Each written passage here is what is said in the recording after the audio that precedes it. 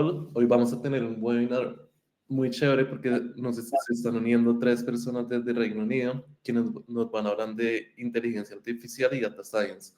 Recuerden que todo el tiempo el chat va a estar abierto para que hagan sus preguntas. Entonces, bienvenidos al webinar de hoy. Hi Joe, how are you? Hi Santiago, good, thank you. Okay, welcome to today's webinar. So I just made the intro, so you can keep going. Perfect, thank you very much, and thank you everyone for joining today.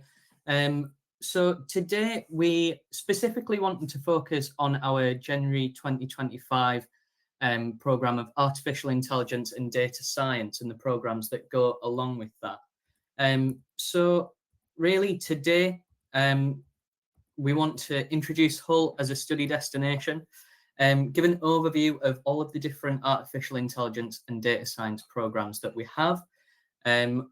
Just let you know a little bit about our January 2025 deadline dates as well, so you know when those applications need to be in for. And to finish off as well, just talk a little bit more about the support that we offer at Hull and the entry requirements. And then at the end of today's session, we'll have time for some questions as well. So we're very pleased to be joined today by two of our colleagues from artificial intelligence and data science, with Daniel and Eva. So they'll be going into full detail about the program soon. But just to begin, if you don't know much about Hull or haven't heard about us before, I just want to introduce the city as well. So Hull is a small to medium-sized city of around 300,000 people, but it's become one of the UK's most talked about destinations because of the friendliness of its people and the affordability of the city compared to the bigger cities in the UK as well. So although it's a smaller city, there's still lots to do around our city centre. We have a few different areas, including our old town, which is the sort of traditional cobbled streets you would expect from an English city, as well as the more modern parts, so shopping centres, art galleries, museums, and music venues as well.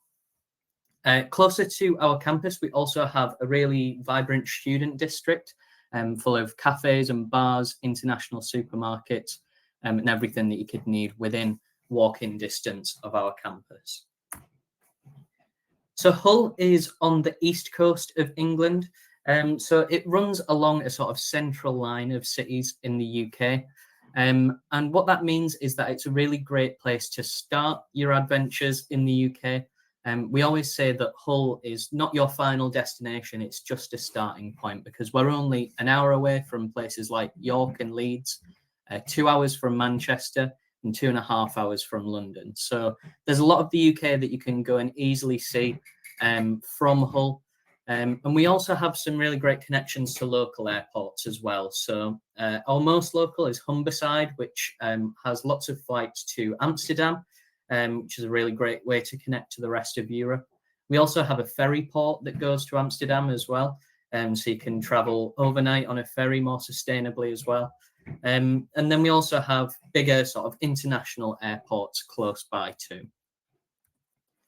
So one of the key things that students need to know about Hull, it is the UK's most affordable city. So rent on average in Hull is 76% lower than London. So we always like to say that you can, spend a lot less on essential things like accommodation, like food, shopping, like bills. And that just gives you more money to go out and experience Hull, experience the UK, and make the most of your time studying in the UK as well. We use a website called numbeo.com, which is a really reliable source for looking at the cost of living in different countries and cities. You can compare it to any city in the world, so you can see how Hull might compare to the cost of living in your hometown or home city as well.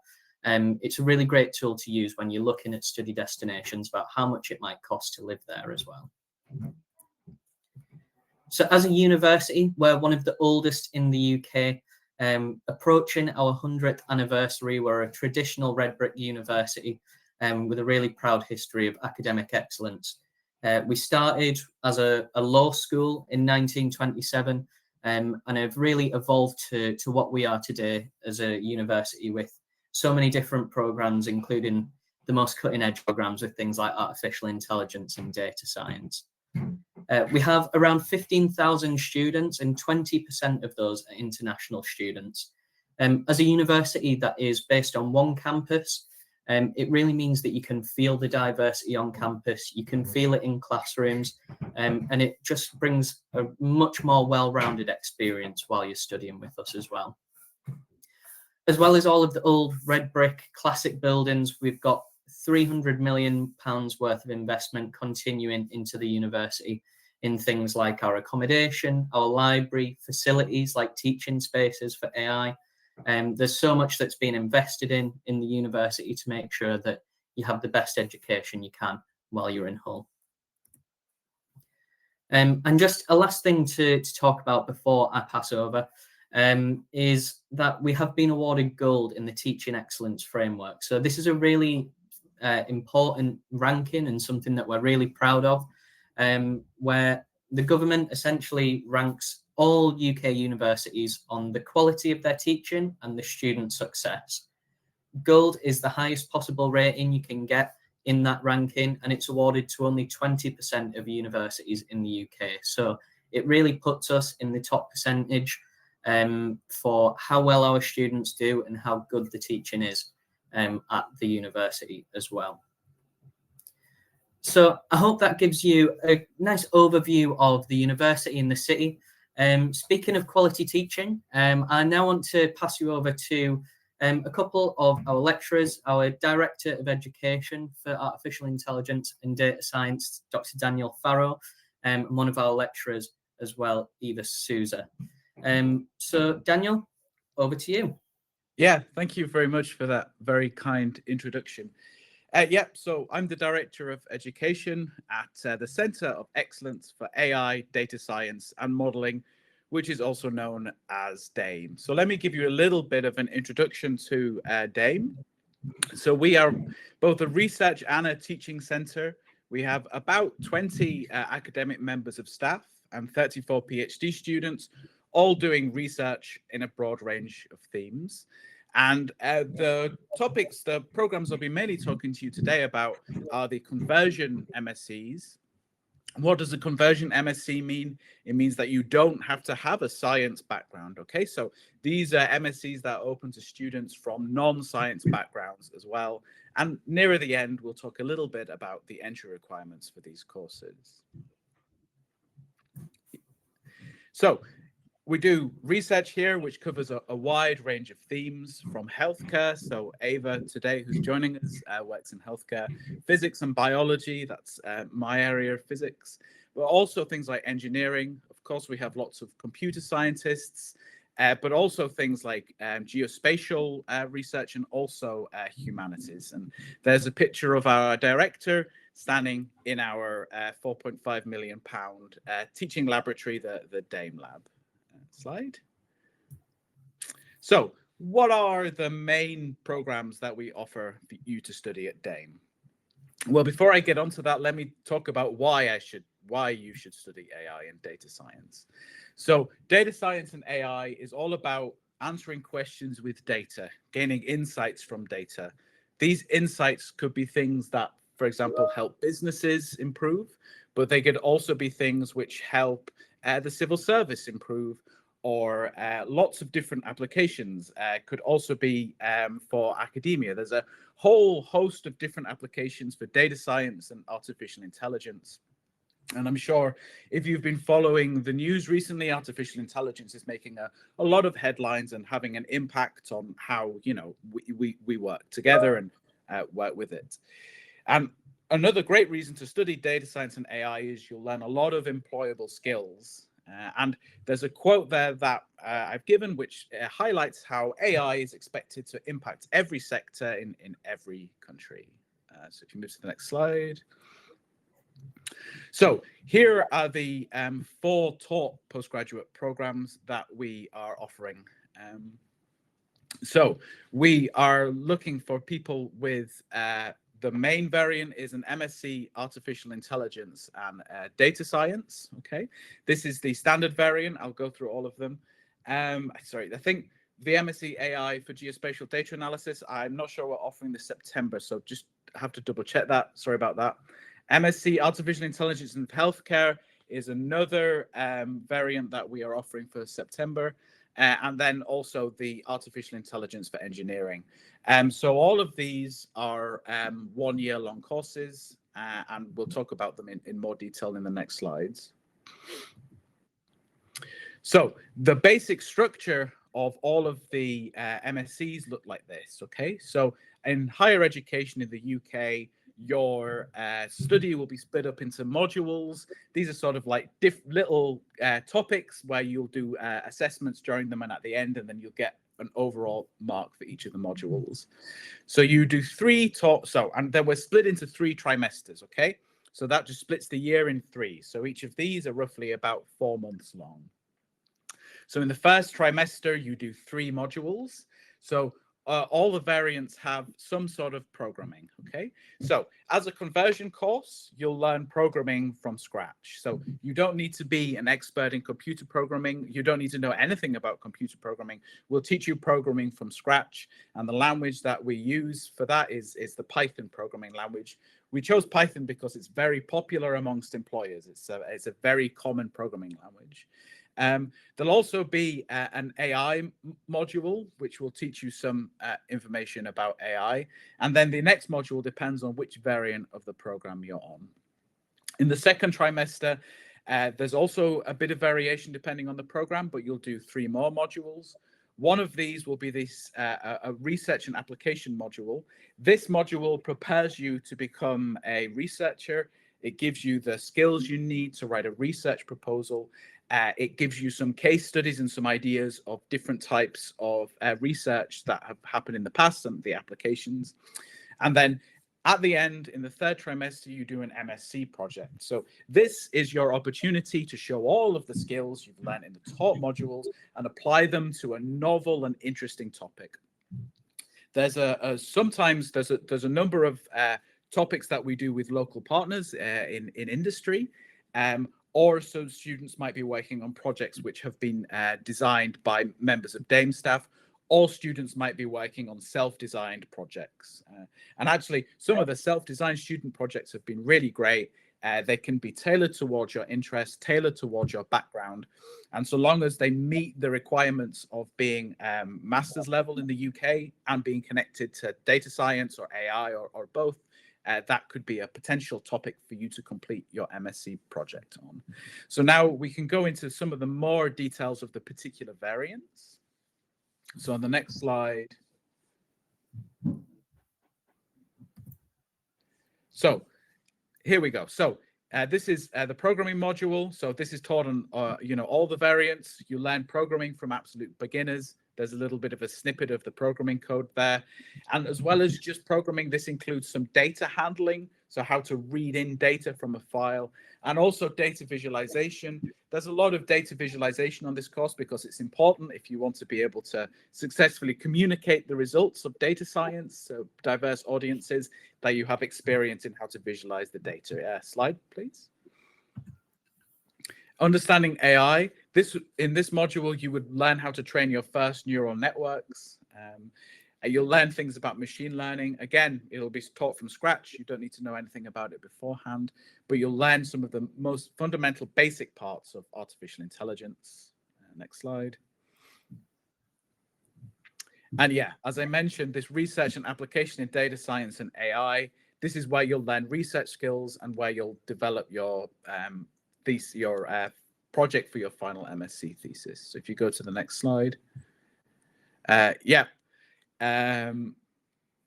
Exactly. So if you are on the main variant of the program, so if you're just on the MSc AI with data science, you'll have some choice as to what particular theme you'll study in this module. So there are diverse different themes. Things like healthcare or sustainability, for example, are themes we've run in the past.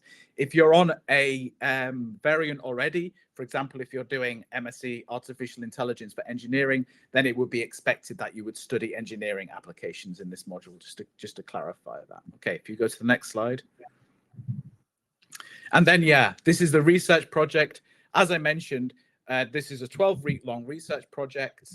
You can tailor it to your interests, but you will get supervision meetings. So you'll have weekly meetings with one of the experts in DAIM to help you through this. And the really nice thing about the research project is that it gives you a great thing to put on a CV, right? You can go to employers and you can say, I've done this interesting data science research project, and it gives you something to talk about and something that builds your portfolio and gives you research experience. Okay, next slide. So which might you want to choose? So how do the options vary from each other? Okay, so this is the main variant, all right? So in the main variant, the additional modules will be fundamentals of data science, big data and data mining, and applied AI. So now the next few slides, we're just going to be talking about the main variant of the MSc. So so this is someone who has a general interest in data science and AI, but not necessarily connected with any of the particular themes. So in the fundamentals module on the main variant, you'll learn things about data management, also introductory statistical approaches to data. So this is things like doing a hypothesis test, understanding how data can be distributed. It also covers in more detail things like data visualization and analysis. Next slide, please. In applied artificial intelligence, this is where the AI models start to get much more sophisticated. So this is where you'll learn more detail about AI. So for example, you'll learn how artificial intelligences can understand and look at images through convolutional neural networks, for example. You'll also learn something about natural language processing. Okay, so what is natural language processing? This is where things like ChatGPT or Copilot or Gemini, these types of AI systems which interact with humans using normal human language, is where natural language processing comes in. Attention and transformers, these are two very important topics in artificial intelligence. These attention and transformers are at the heart of some of the most complex AI models that are being developed now. And also, we'll give you examples of real-world applications of artificial intelligence in this module. Next slide. Big data and data mining. Okay, so big data is where you have very large data sets. So you could imagine this could be data from social media, right? So when you're using social media, there's lots of data available there, but it could also be other things. So in the past, we've looked at, for example, we've looked at in teaching road traffic accident data, right? Because there are millions of entries. So anywhere where you have a big data set and you're trying to get insight out of it would be taught in this module. So one thing we teach, for example, is we teach how to use databases, how to use a particular language to interact with big databases. We also look for ways of mining data for patterns. So a pattern might be if someone buys one thing, do they often buy something else, for example? That's something we look for. Also clustering. Clustering groups data into similar types. So for example, you could use clustering on a customer database to find customers which were similar to each other if this was a business application. There are lots of other applications for clustering as well, also in things like healthcare. Time series analysis, also a really important one, right? So if you want to look at data as a function of time, which would be useful for things like forecasting stock markets or forecasting future temperatures, that's where that would come in. And network analysis. So networks, like social media networks, it's studying how people or things are connected to each other. Again, another important topic in AI and data science. If you move on to the next slide, please. So the geospatial data analysis module. So this is one of the optional variants. I don't know if this is running for September. Okay, so this is one thing to bear in mind. Because I don't know if this is actually going to run in for this September at the moment, but this would teach you things about geospatial data analysis and Earth observation. So what is geospatial data analysis? It could be looking at data on a map, right? And you can imagine that would be useful for things like, well, let's see the next slide, perhaps. It might have some more. Yeah, so you can imagine this is useful for looking at how to process images, how to model spatial data. So spatial data modeling isn't just useful for people who are working on, for example, Earth science, but you could also imagine it would be useful for people studying maps of where crime happens in cities and things like that. You'll also learn data visualization in this module. If you go to the next slide. Spatiotemporal big data analytics. Okay, that's quite a big name, but don't get put off. There's a lot of similar things related to big data here, including things like data mining and machine learning. But there's also going to be some more applications in the geospatial field, things like urban sustainability management. All right, if you want to move on to the next slide. Okay, MSc Artificial Intelligence for Healthcare. So this is running September. And the two optional modules here are medical imaging and AI and applied artificial intelligence in healthcare. So before you move on to the next slide, I'll say, you know, Ava is our local expert in healthcare here, and she's also using AI or supervising projects using AI in healthcare. So for this variant of the degree, I'll hand over to Ava to describe this. Okay, so we have a lot of projects actually with local hospitals, so Castle Hill Hospital and the other big hospital in Hull. We also have projects connected with the Hull York Medical School. In my case, I'm half DAIM, half Hull York Medical School. So we have the possibility to do a lot of projects of medical imaging with microscopic images, cell images, segmentation, classification. Do some projects connected, for instance, with the radiotherapy to try to predict which treatment will have more effects on the people. And I think the most important part is some of these projects we do with the hospital actually have the goal to be applied to real patients to solve real problems. So one of the problems we will now put a master's student trying to solve is the fact that between the diagnosis of cancer and the treatment should exist no longer than 60 days, but actually the NHS is having delays. And so our students are trying to tackling this to get a better care for patients sooner, which actually improves the survival of real people. So you can have an impact. Besides the fact of studying something really exciting and that is somewhat still new. We have projects of radiography, nuclear medicine imaging, other type of imagings that are used for diagnosis of multiple diseases, but also projects, for instance, logistics. So things that sometimes you might not think is immediately healthcare, but sometimes have more impact than when we are doing projects connected with diagnosis. So if you also have any doubts about specific projects we have developed, others of the examples I gave, you can ask. So you can pass the slide. We use supervised and unsupervised learning with health data, a lot of deep learning for classification of imaging, natural language processing for health records. And lately we have been working a lot with synthesizing new data sets. So using generative AI to increase the size of the data sets we have. We are trying with this. I have a student that will present even a work in a conference next week. And actually these projects have been going really well because it's very motivating to do something that will have an actual impact on the world while you are doing your studies. So you can pass, Danny. All right. Yep. Thank you very much, Ava. That was really interesting.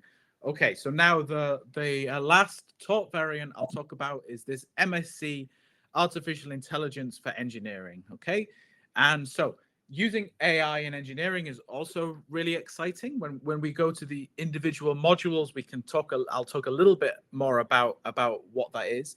The other nice thing about this variant, which sets it different from the other ones, is it has a slightly more expectation of having scientific knowledge. So all of our degrees are conversion MScs, whereas this engineering degree is more targeted towards people with a STEM background and will therefore involve slightly more sort of sophisticated, I guess, slightly more tailored towards STEM people content. So if you want to get started on the next slide, please. So numerical methods for engineering, okay, this is going to look at some of the mathematics underlying often underlying engineering. So this is why I said this is more tailored towards people from a STEM background, because it does some more numerical type topics like matrix eigenvalue problems, numerical differentiation and integration, ordinary differential equations, okay. So the types of mathematics that engineers often use when they're solving problems with engineering. And this will be covered in this module. And then if you go to the next. AI-driven optimization and control. So this is where you'll learn about something called reinforcement learning. Reinforcement learning is the way that you train an agent to complete a task somehow. So that agent could be a robot moving boxes around. It could be a self-driving car, a self-driving aeroplane. You know, so if you've heard things about self-driving cars, or you've seen, you know, videos of robots and things, this is the type of stuff that would be covered in this module. We don't do anything physical in labs. This would all be on computers, but it would cover the types of AI training techniques involved in, for example, training how to move self-driving cars. All right, thank you. Okay, so now that's given you a bit of an idea of the different taught modules that are available. And now I just want to talk a little bit about, you know, how we teach the subject, what your experience as a student at the university would be. If you go to the next slide. So we usually have something like 8 hours of timetabled activities on campus. So these will be things like traditional lectures, but we also have a lot of hands-on stuff. Okay, so the best way of learning computer programming, of learning AI, of learning data science is by actually practicing in labs. So we have the DAIM lab. This is a £4.5 million teaching lab that was recently opened. It's got about 200 GPU powered computers. So GPUs, graphical processing units, are things which are really useful for running AI. And these lab was, you know, designed from the ground up to be focused on teaching AI. In addition to this kind of on-campus schedule timetable activity, you'd also be expected to do a full-time amount of studying at home. That would be unsupervised, but if you got stuck, for example, all the staff members have office hours, or you could drop an email, or you could, you know, arrange a chat with a member of staff who could help you. We also have Teams channels to communicate with students as well. Okay, if you go to the next slide. So in the final trimester, so that would be how your experience would be in the first 2 trimesters. In the final trimester, this is when you would do your research project. So what you would be doing is this would be student-led. So at this point, you'd have gone through the taught modules, and you should be all prepared to be able to lead a project. But you will have weekly meetings during this time with a supervisor, one of our experts, to help guide you through that project, to help you with any problems you might have. In addition, if you need it, okay, the University of Hull has a supercomputer on site called Viper, and for students who need very, very powerful computers, access to that has also been offered to them in the past. So if you go to the next slide. So Joe, were you talking about entry requirements? I think you were. I can do it, I guess. If you want to take over, that'd be good. Yeah, no problem. I think, there's a section on entry requirements in the middle of yours, so I'll pass back to you soon. But I'll go into some more specifics at the end, just about the specific entry requirements for a few different countries in Latin America. But yeah, generally for these programs, you would require a equivalent of a 2-2 undergraduate degree. So I think you've mentioned a bit about the programs that are available. I know for January and September, we definitely have the standard AI and data science program, AI for healthcare and AI for engineering. And for those AI and data science and AI for healthcare programs, like Daniel has said, these are conversion courses. In terms of your undergraduate degree, if you have something that is in a numerical, statistical, or programming topic, then that is absolutely perfect. But like we said, that doesn't need to be a specific computer science program. For example, a lot of undergraduate accounting programs will have a lot of that in. And then a personal statement about coding or numeracy skills is required as well. For AI and engineering, like has been mentioned, it's slightly different in that the undergraduate degree still needs to be equivalent to a 2-2, but it does need to be in a STEM subject along with that personal statement as well. And then for English language requirements, we require an IELTS 6.5 overall with a minimum of 6 in each skill. But we do also accept lots of different English language qualifications. So it doesn't just need to be IELTS. We can take a whole range of different ones, including online ones that are a lot easier to get an appointment to. They're a lot more affordable. So please do check our website if you're unsure about the English language, or speak to Valemi as well, who are fully aware of all the range of English language qualifications we accept. So back over to you, Daniel. Okay, right. So if you already have a background in data science or AI, okay, so if you already do know about this stuff, but you're still interested in working with us, you could consider doing a research postgraduate degree. So if you just turn on to the next slide. So unlike the previous ones, which were taught degrees, this is a master's by thesis. So it's a degree that you get for doing research. So this is something where you'd already need a background in data science and AI because you'd have to do this research. It would be a year full-time or 2 part-time. What you would get from us is you would get expert project supervision, okay? So for that period of your master's by thesis, you would have a supervisor you could go to ask their advice on the project you're doing to help you design, to write your thesis and everything. You'd also have access to Viper. We could offer you access to a supercomputer, again, if you needed it. At the University of Hull, we have what's known as a postgraduate training scheme for researchers. So there would be classes as well to give you more useful skills for training to be a researcher.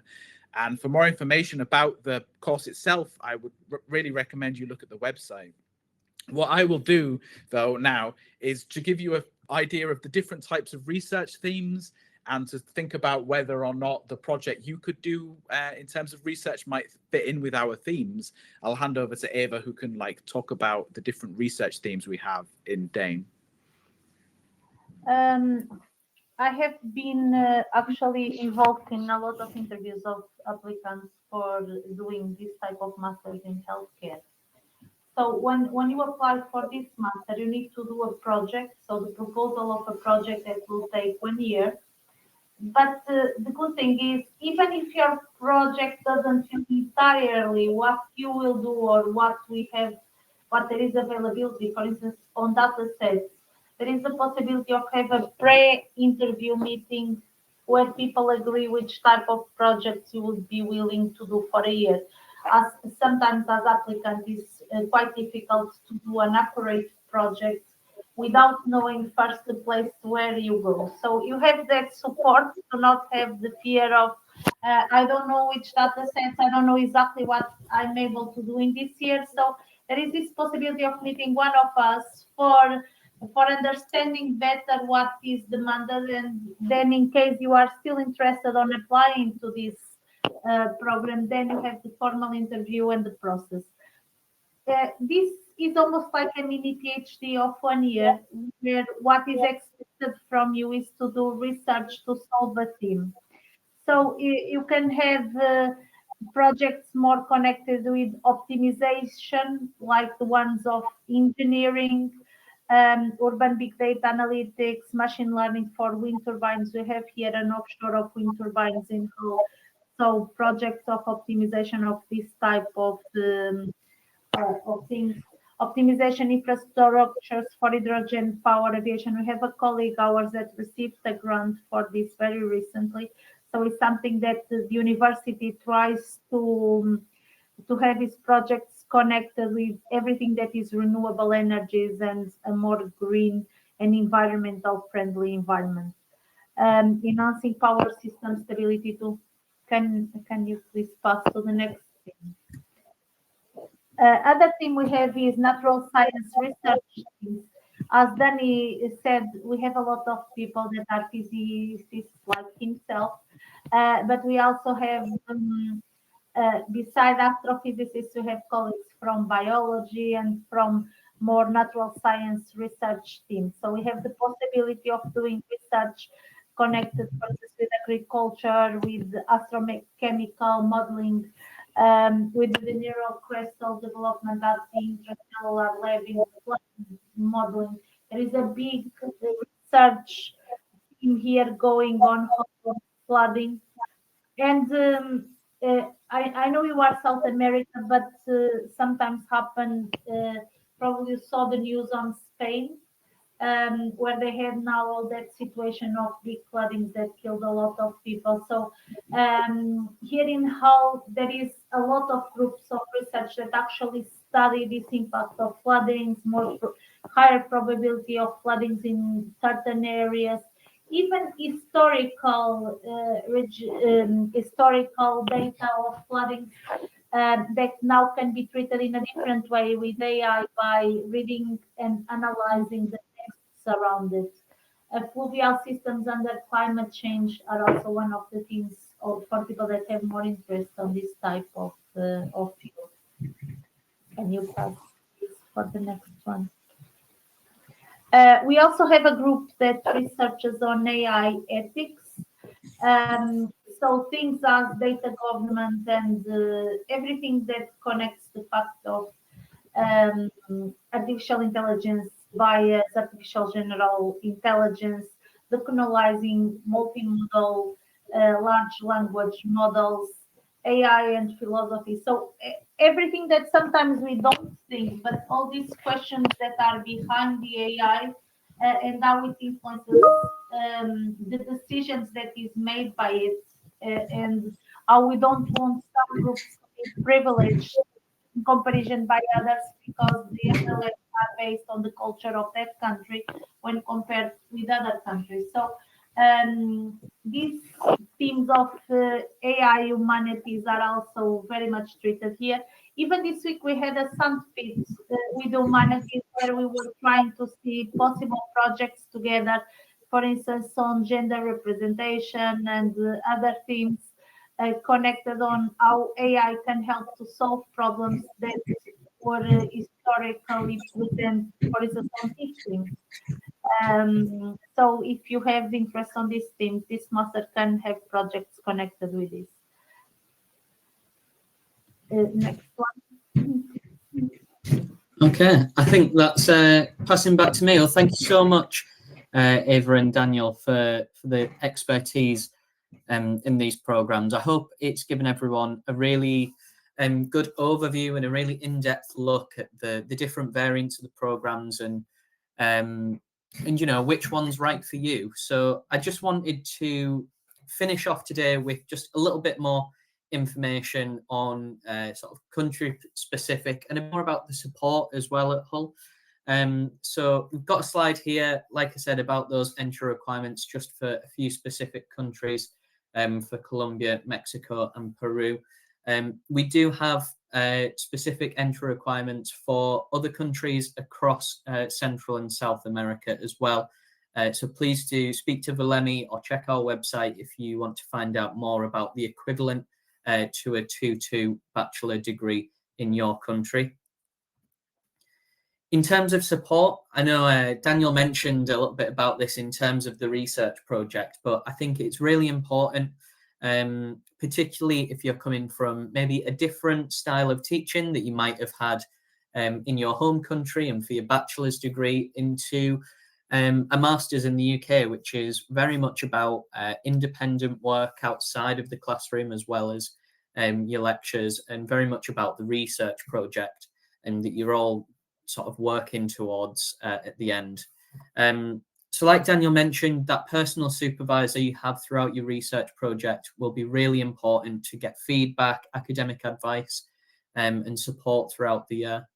We also have a specific team in our library called Study Skills, and they help with everything from referencing to academic integrity, things that are really important for a UK degree to make sure you get right when you're doing any sort of essays or work that requires an assignment.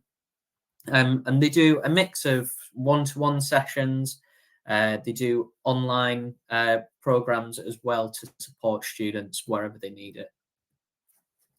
We also have an amazing careers team. So I know, again, mentioned that they're generally in the UK master's degree, and in these master's degrees, there's around 8 hours of sort of classroom on-campus learning per week, and the rest is independent study. So that means that you do have a lot of free time if you would like to look for part-time work alongside your studies. The UK study visa allows you to work up to 20 hours per week during term times, and that does increase to 40 hours per week during holidays or vacation periods as well. Generally, students in the UK get casual work, so that could be in shops or in cafes or restaurants. But the UK does have a generous minimum wage that's going up from April 2025. Currently, it's around £11.40 per hour, and will be going up to £12.21 as well. So it's definitely something to consider while you study.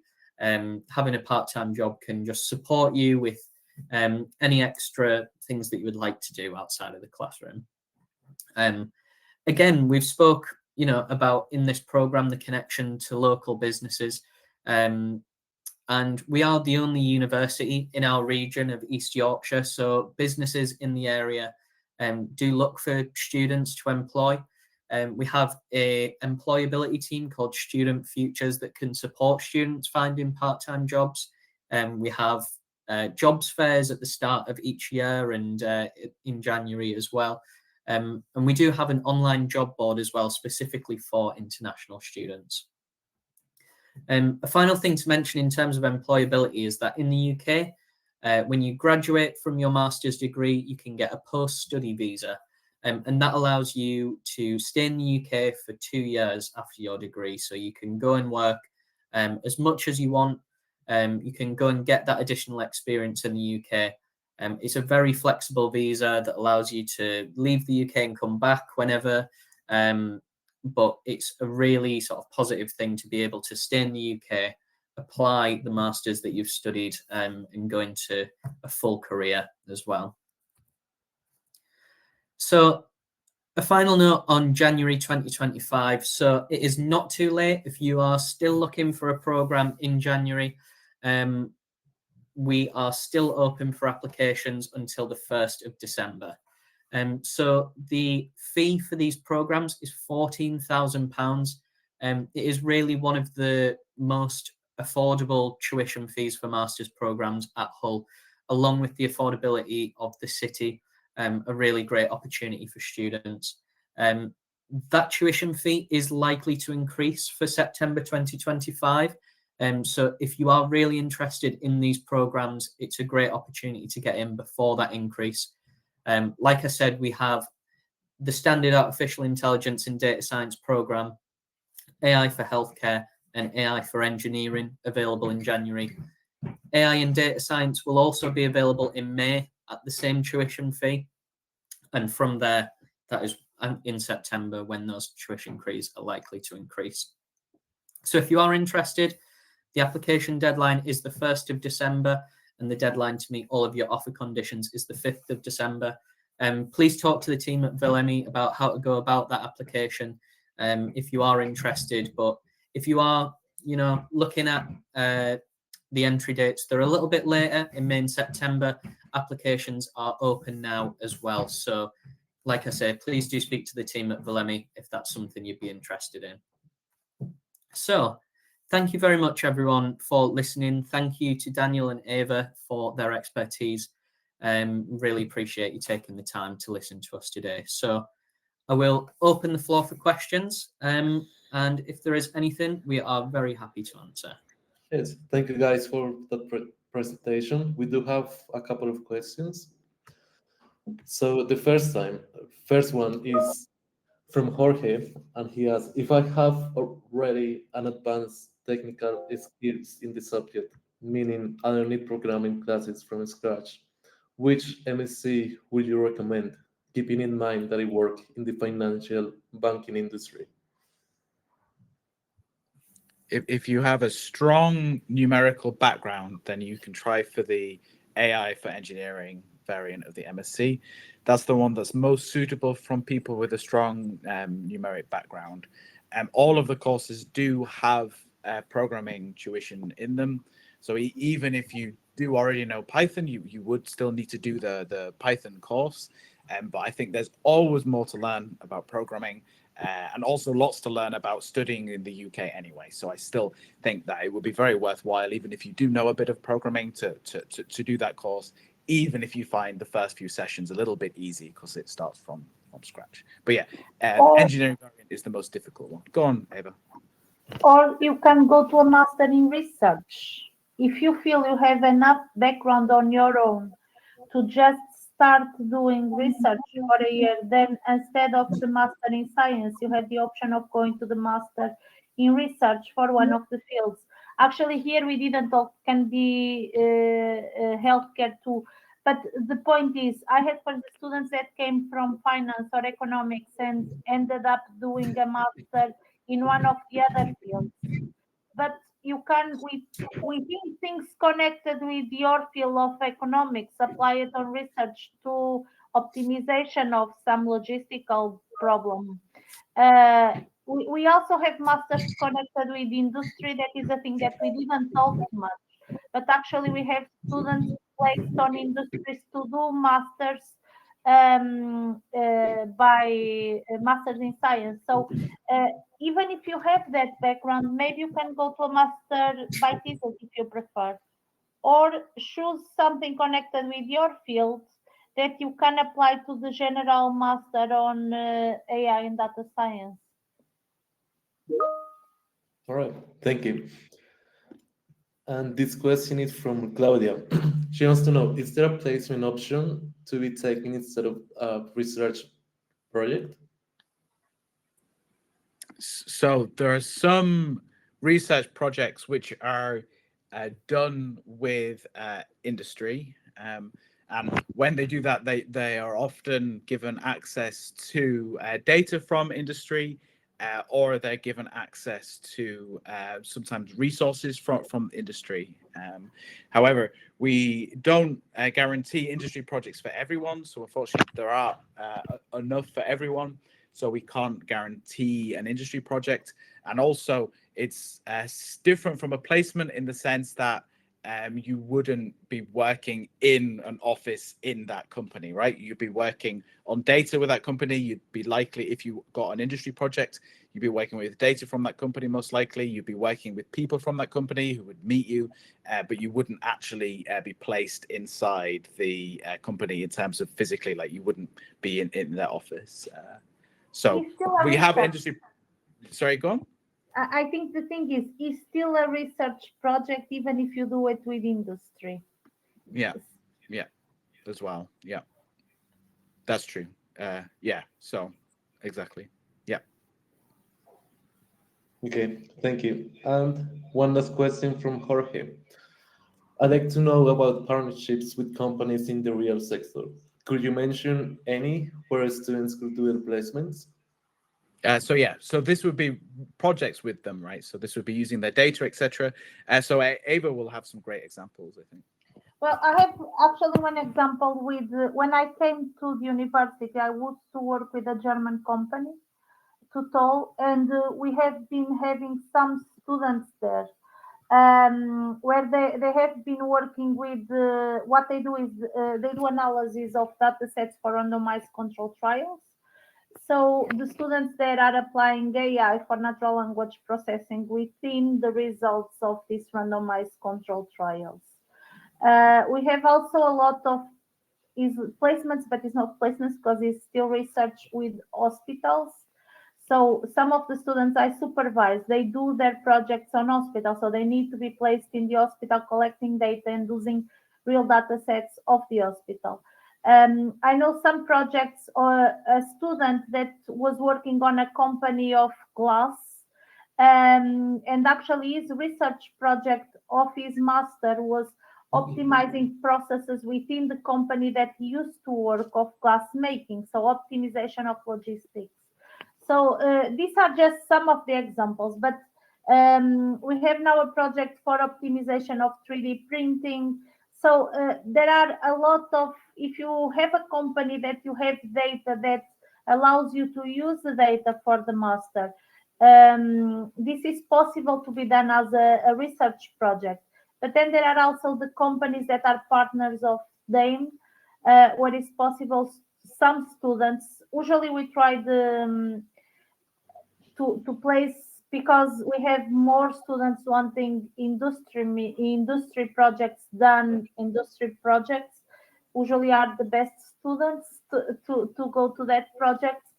But what happens is we actually have in different type of fields. I remember another student that wanted something connected with car data, because she works with automobile industry. So within your interests, it's possible to find projects that will appeal to you. But also, if you have a connection to a company, then it's even easier, because you can keep working there and use that data to do the master with us. Yeah, I would add to that we've worked with some public sector bodies, especially local public sector bodies, as well as hospitals. So things like the emergency services. I'd also add to that there are a lot of NDAs that we sometimes sign. I've not personally supervised an industry project, so I don't think I'm under an NDA, but I know for the ones that have, they sometimes want NDAs. So we can't like say every company that we work with, right? But there has been a range of different organizations we've worked with. Although, as Eva mentioned, we can't guarantee every student will have a project with industry, right? Yeah. All right. Thank you, guys. I don't think we have any more questions. So thank you for joining us today. It was a great talk. Thank you. And hopefully everyone wants to apply to Hull now. You'd be very well. Thanks very much, Tiago. I can say, I think other thing is a very friendly place for people that are not from here. Because I came as an international student, I'm Portuguese, and it was very, very easy to adapt. My best friend here was actually Colombian, doing the PhD with me. So he also liked to be here for the time he was. So I do think it's a very easy place to adapt for someone that comes outside, because it's not the idea sometimes you have from out of the UK is that UK is a little bit cold, and I don't want to be offensive for the English people, but actually Hull is not at all. People are very friendly. So I think overall it is easy to adapt when we come from a different culture. So sorry to this is not directly related with the master, but is related with the fears that an international student might have. I came to here as a student of the university and now staff from them, but I found that the transition was not so difficult. Brilliant, thank you. Thank you. That's a great experience that you have. Great. All right. Thank you. If that was everything, was all right. Thank you very much. Then it was nice to meet everyone. Bye. Adios. Thanks, everyone. Goodbye. Bye.